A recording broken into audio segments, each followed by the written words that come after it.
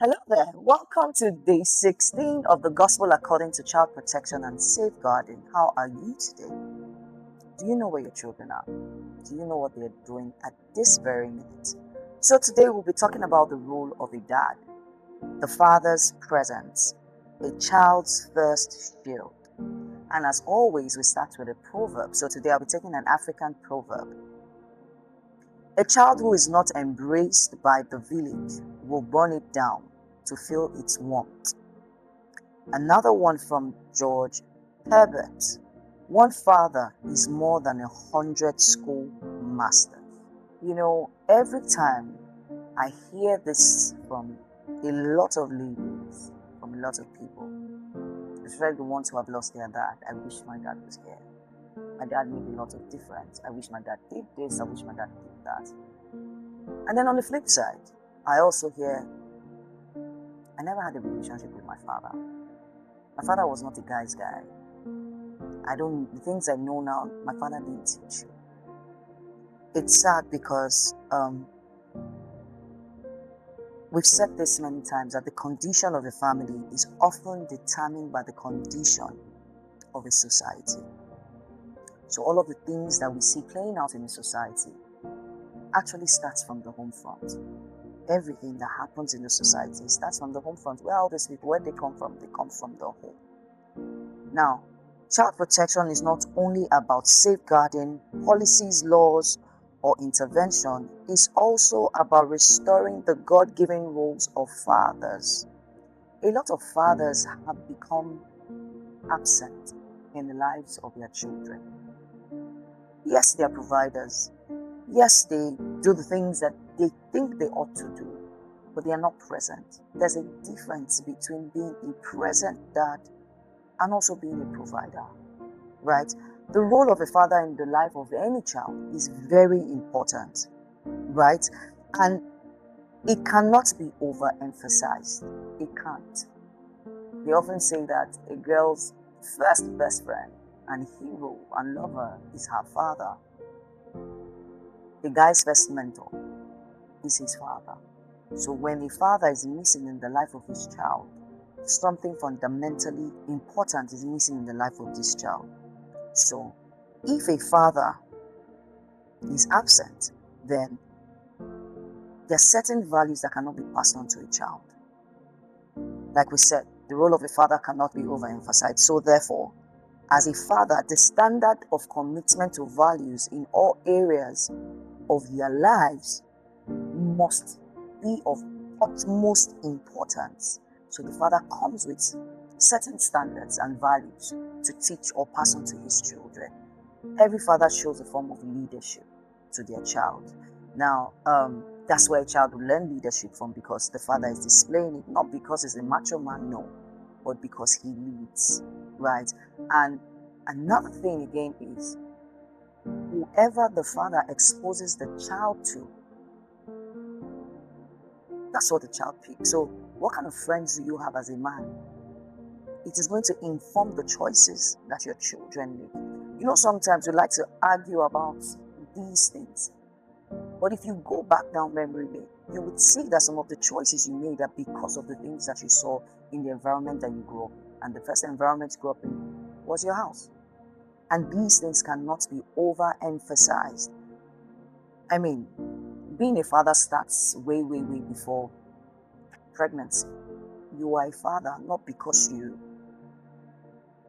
have impregnated a girl or you have gotten your wife pregnant. You are a father because everything about you says that you are nurturing. Because I know we've run with the narrative that it's only women that nurture. You are a father because you nurture. You're carrying a seed inside you. Think about it. You're carrying a legacy. You're carrying something that is so sacred, right? And because this is so sacred, you cannot just be shooting your seeds. It is very important. If you deposit here and you don't nurture and you go and deposit here, there'll be a problem. So because you're carrying something so sacred, you know how to direct your life. Like we said, being a father starts way, way before pregnancy. right? And I want you to think about it as a man. Men have over 300 million sperms when they ejaculate. 300 million. But only one fertilizes an egg, just one. Don't you think that this is divinely orchestrated? It's not a mistake. It is sacred. You can't be an absent father in the life of your child. You can't think that the only thing I'm here to do is to provide. There's no presence. There's no expression of love. There's no leadership. I know we would say we were not taught, but we've all come to the age of accountability. You can teach yourself. I often say that when you get to a point in your life, sit down and ask yourself, what exactly am I doing? How do I want my children to become? What am I actually teaching them? What am I passing on to them? What is my role in the life of this child? What is my role in the life of my wife? What is my role? I know that, because I deal with men, I deal with everybody, but I deal mostly with men. A lot of times we're stuck. At our fathers did, I wasn't giving a good example. Okay, can we stop that circle and rewrite the script? Can you be intentional about going out to look for the people that you think would mirror who a father is to you? Now let me tell us what,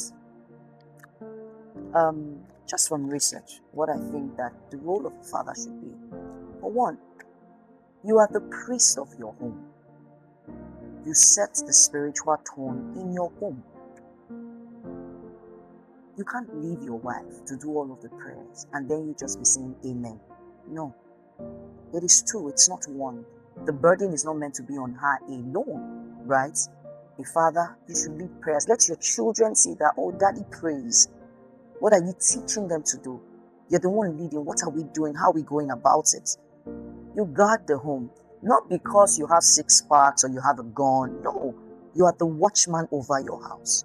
Your character says a lot, right? And when your children come to you, there's some sort of safety and connection. The children should know that their father is their anchor. When I go and meet my dad, I know someone would say, I think all of us did this. Growing up, you say, my father is richer than your dad. My dad is richer than your dad. If I tell my daddy will beat your daddy. Your father cannot really beat my father. But the child just believes that if I tell my dad will beat your dad. A child should understand that my father is my anchor. That's one of the roles that you have. It's beyond money.